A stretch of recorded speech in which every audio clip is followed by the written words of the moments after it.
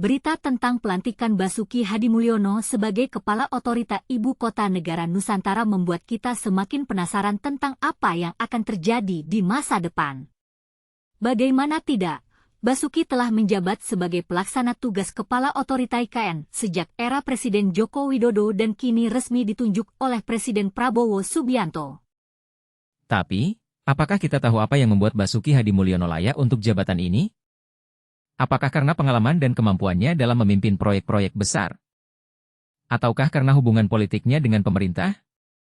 Selain itu, kita juga ingin tahu lebih banyak tentang Command Center Fase 2 yang akan dibangun di IKN.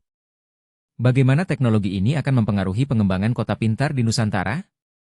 Apakah ini akan membuat kota kita menjadi lebih efisien dan modern? Dan, bagaimana dengan perusahaan-perusahaan teknologi terkemuka asal Amerika Serikat yang terlibat dalam proyek ini? Apakah mereka akan membantu kita membangun kota pintar yang berkelanjutan?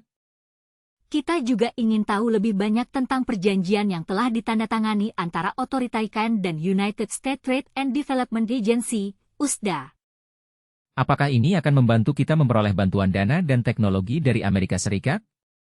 Dan, bagaimana dengan DPR RI yang telah menyetujui pembahasan calon kepala otorita IKN? Apakah ini berarti bahwa DPR RI telah memberikan kepercayaan penuh kepada Basuki Hadimulyono untuk memimpin otorita IKN?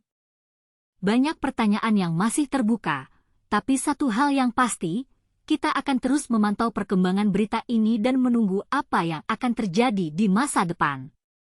Berapa besar nilai kontrak yang telah ditandatangani antara otorita IKN dan 7 perusahaan teknologi asal Amerika Serikat?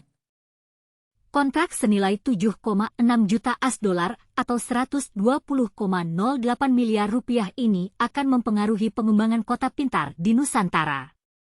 Bagaimana dengan peran masing-masing perusahaan teknologi dalam proyek ini?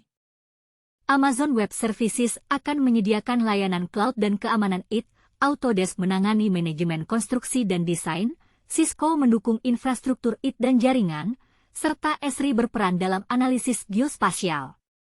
IBM berfokus pada manajemen aset dan lingkungan, Honeywell menangani sistem pengawasan dan keamanan, sementara Motorola menyediakan teknologi komunikasi dan jaringan yang andal.